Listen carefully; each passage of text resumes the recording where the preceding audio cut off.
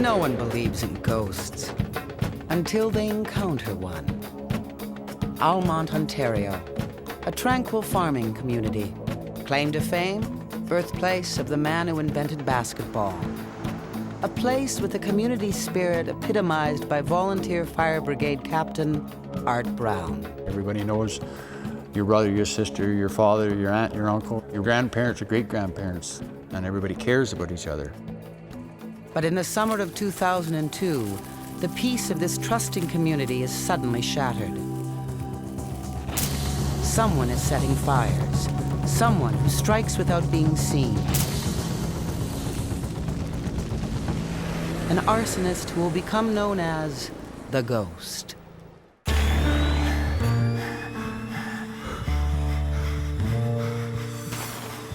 In true crime, investigation and conviction may take years.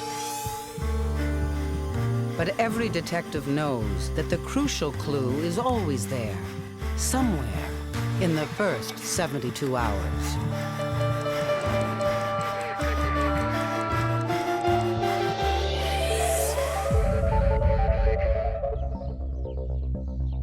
July 3rd, 2002. Earl and Marilyn Snedden are closing up their barn for the evening, never imagining their night is just beginning.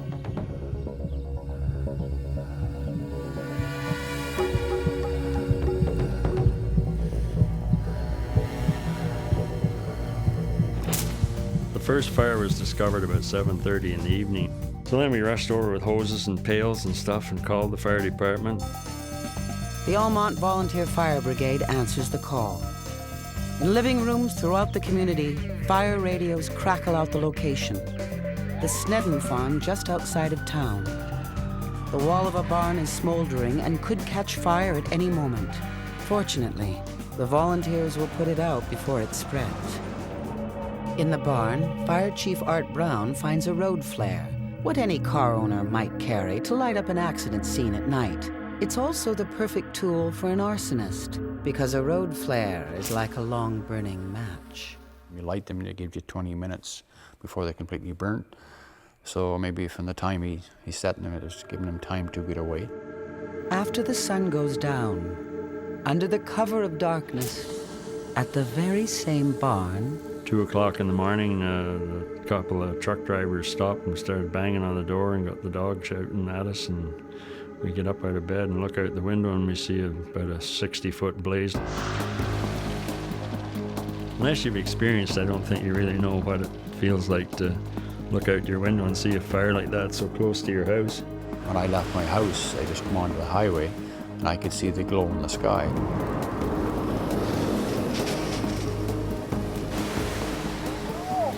I guess it's the biggest terror I've ever felt. You just sort of feel kind of numb because there isn't anything you can really do except stand there and watch.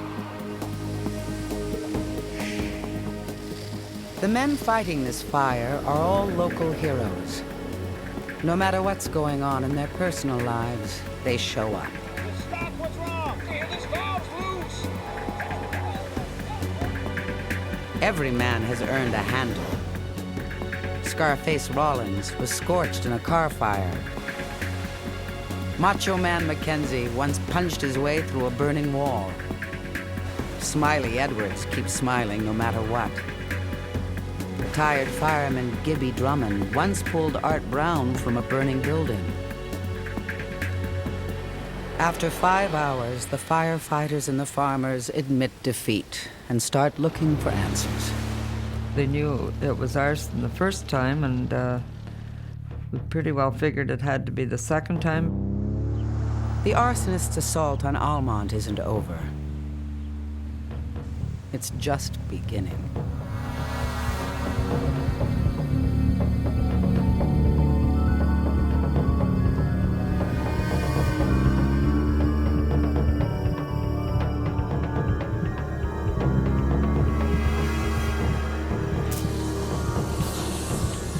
"72 hours after the first fire, 3 buildings are charred rubble, and local police have yet to uncover a single suspect. You must be dealing with a ghost because nobody seems to see anything. If they did see something, they didn't realize they'd seen something. People were very nervous. They were, especially farmers, they were scared to leave home. To an insurance adjuster, these smoldering timbers are property damage. But to a farmer, the loss goes deeper. Barns are essential for a farmer's livestock, livelihood, and the health of the entire community. Farmers begin locking doors and boarding up windows. The trusting community is changing. You hated to become that paranoid and that suspicious, but that's really what the whole community became before the summer was over. The ghost continues to strike, unseen. The firefighters respond to call after call. We worked all day, and then we get a call about 10 or 11 o'clock at night, and we're out all night fighting this fire, and they had to go back to their regular jobs the next day. I had one stretch there at 39 hours without any sleep, so you're just going on adrenaline now. So it took a toll. Always one step behind the fire setter. The men are dangerously exhausted, but they know they have to stay focused if they are to defeat the arsonist and save their community. Somehow, Art Brown and his volunteers keep going, and so does the ghost.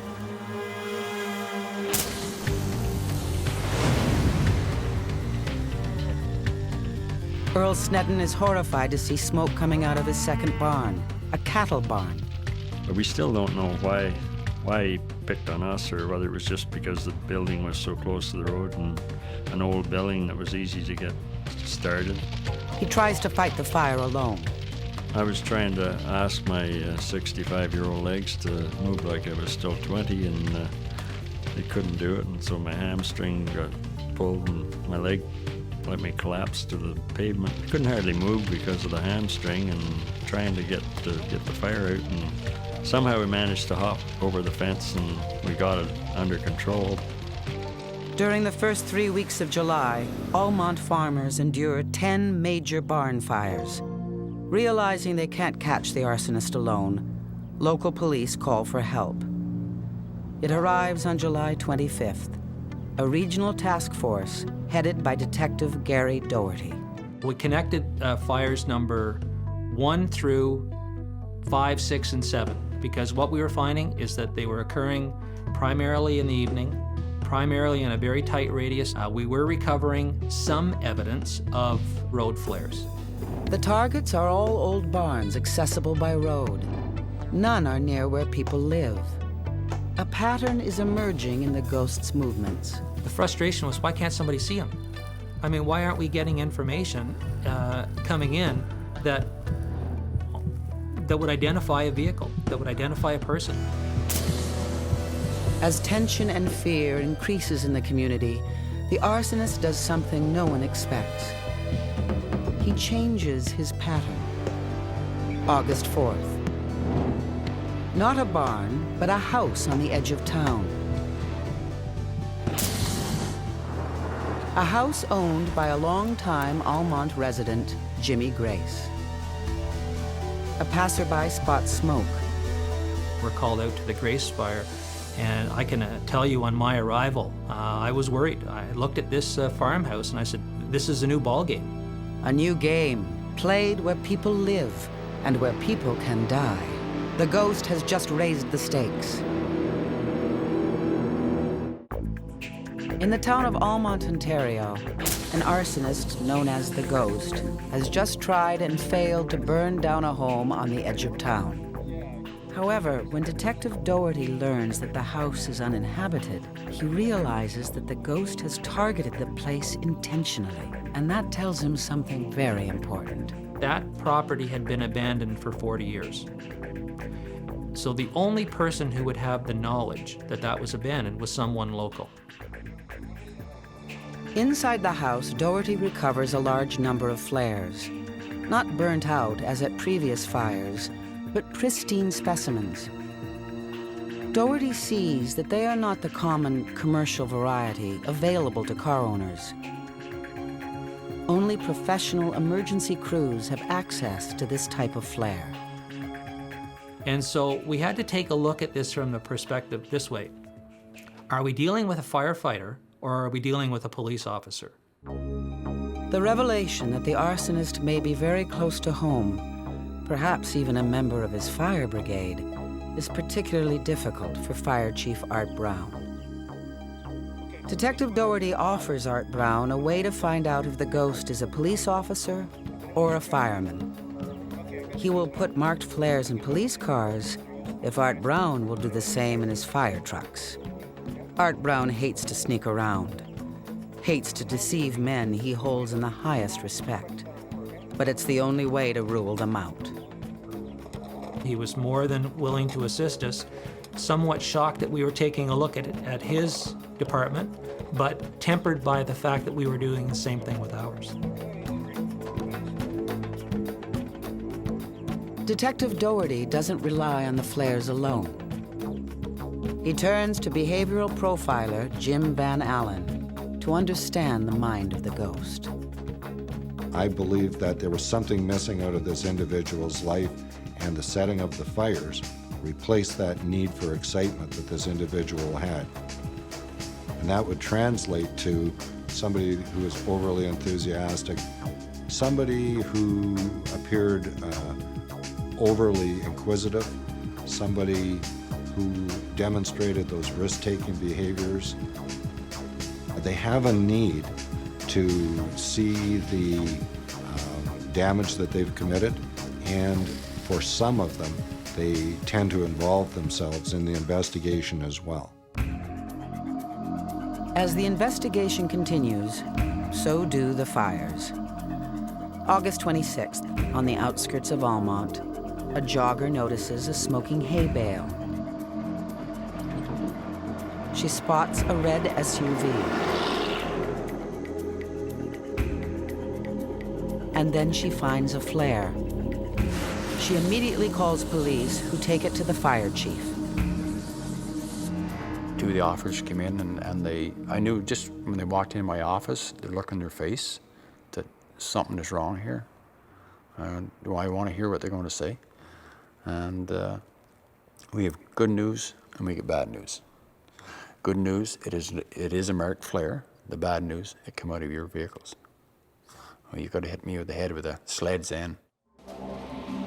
Art Brown has to discreetly investigate all his men and create a profile for each, so that Doherty can compare them to the profile of the arsonist.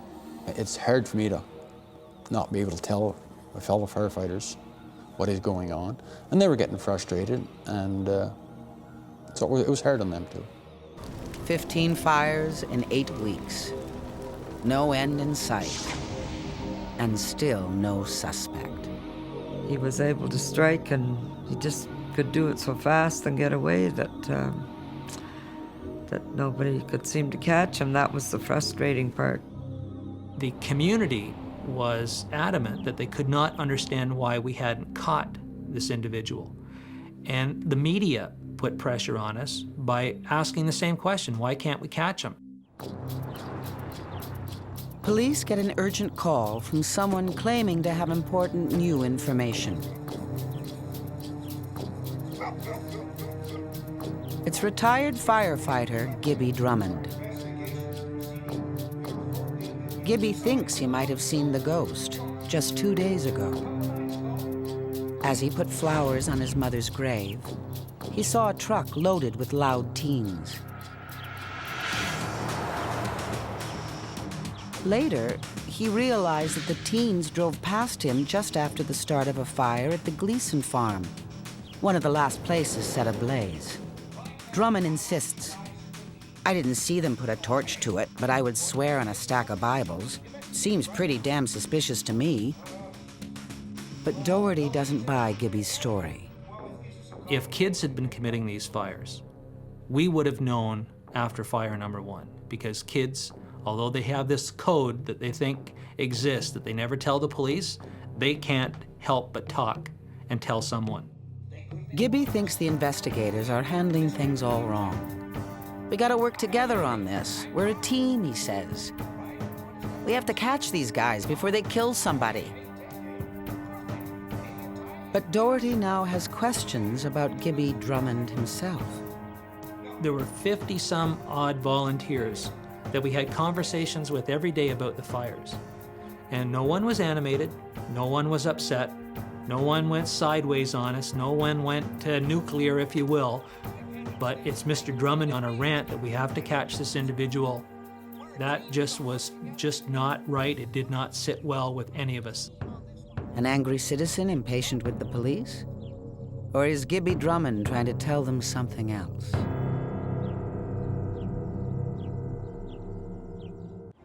After a curious encounter with retired firefighter Gibby Drummond, Detective Doherty asks himself, could he be a possible suspect? He certainly satisfied our big three. He's a current volunteer, access to flares, and certainly matches a number, if not a vast majority, of the behavioral profile. But when he outlines his suspicions to Art Brown, the fire chief is positive he's pointing the finger at the wrong man. I say I've known him for over 40 years. I've worked with him, fought fires with him. He got a bit excited at the time, but that's just Gibby, because he got an adrenaline rush out of fighting, and he was really great at his job. Not just great at his job. He once saved Art Brown's life. I went right through the roof, and I went right to the neck, and he just came down with that big hand. He just grabbed me by the shoulder and pulled me back, pulled me right up in one shot, and he still doesn't know how he done it. Heroism aside, there's another reason that Art Brown is convinced that Gibby could not be the ghost. 5 years ago, a terrible accident left him permanently injured. Like, the pain was so bad that like his stomach would actually turn from the pain. And they started giving medication, and he was on so much medication. Gibby is still haunted by that night. Up a ladder with an axe. Up a ladder in full gear to protect him from the searing heat. And at the top, a window. Behind the window, a young couple.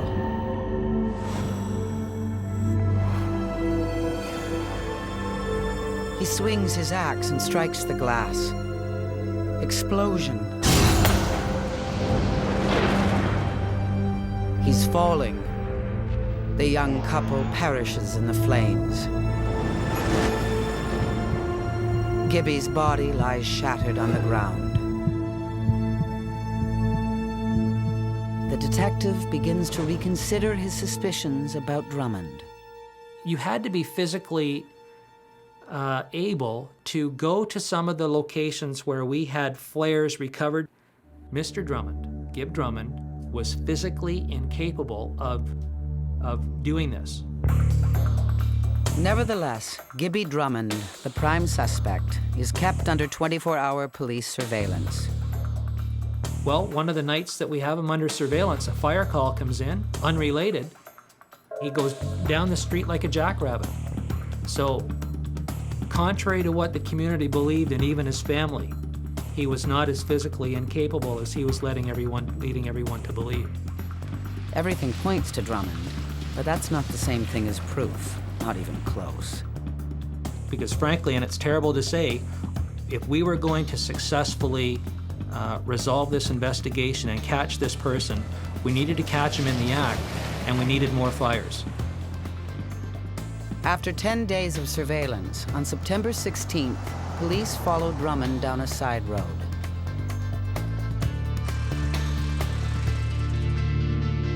Gibby Drummond, the hero, the victim, the prime suspect.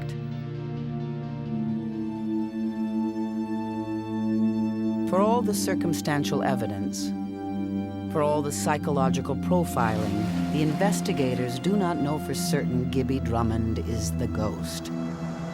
Until now.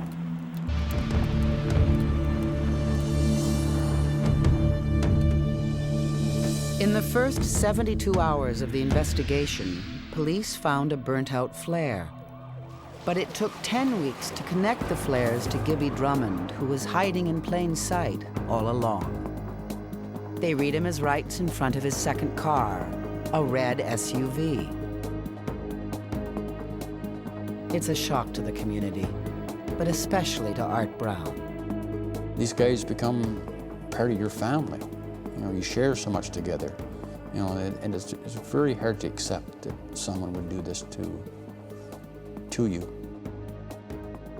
Art Brown now realizes what his friend has done and how he did it.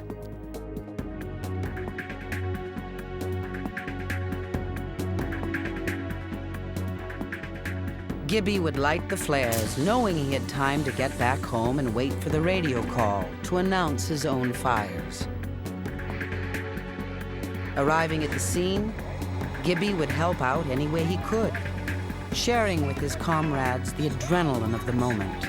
It was something he needed, his own mock heroics to compensate for his tragic failure the night the young couple died.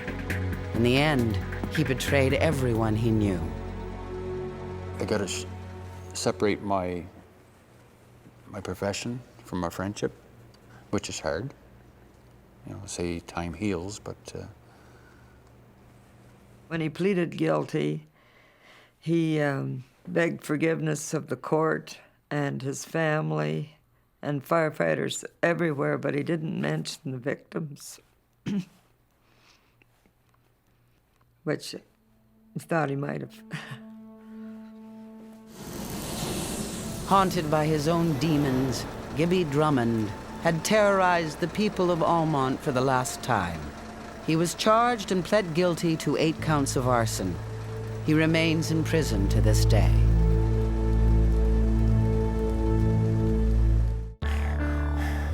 The stories on 72 Hours are true. The detectives and forensic scientists are the ones who actually worked on the case. The names of the victims are fictitious. The names of the convicted are real.